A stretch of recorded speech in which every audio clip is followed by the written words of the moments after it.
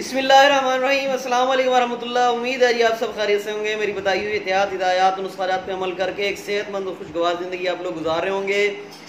बहुत बहुत बहुत ही ज़्यादा ईद मुबारक हो आप लोगों को, तमाम अहले इस्लाम को, तमाम अहले वतन को, तमाम उम्मत मुस्लिमा को हकीम हाफिज अब्दुल समद की जानिब से बहुत बहुत ज़्यादा ईद मुबारक हो।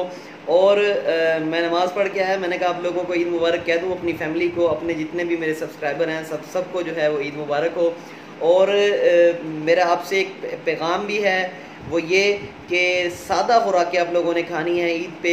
सादा से मतलब ये कि बहुत ज़्यादा तीनों दिन आपने जो है वो भुनी तली हुई जो है वो बहुत ज़्यादा मुरगन चीज़ें नहीं खानी, फिर उसके बाद हॉस्पिटल जो है वो भर जाते हैं और फिर मुश्किलात जो है होती हैं। अच्छा, आजकल जो कोरोना से रिलेटेड जो मामला चल रहे हैं, आजकल आप लोग हॉस्पिटल्स में भी नहीं जा सकते, इस वजह से बहुत ज़्यादा आपने एहतियात कर बरतनी है।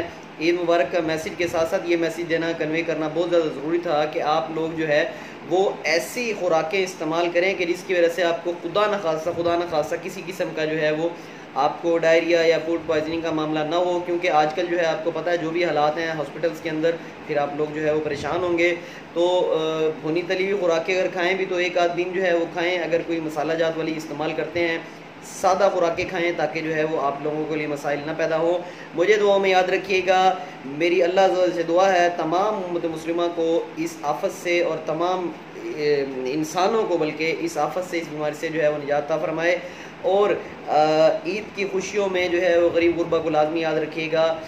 अल्लाह अज़्ज़ व जल घरों में मौजूद, तमाम अस्पतालों में मौजूद तमाम बीमारों को सेहत कामिला अता फरमाए और उनकी ज़िम्मेदारी पर मौजूद तमाम मुसलमानों को, तमाम उनके घर वालों को उनकी खिदमत करने की तौफ़ीक और हिम्मत अता फरमाए। अस्सलाम वालेकुम वरहमतुल्लाह।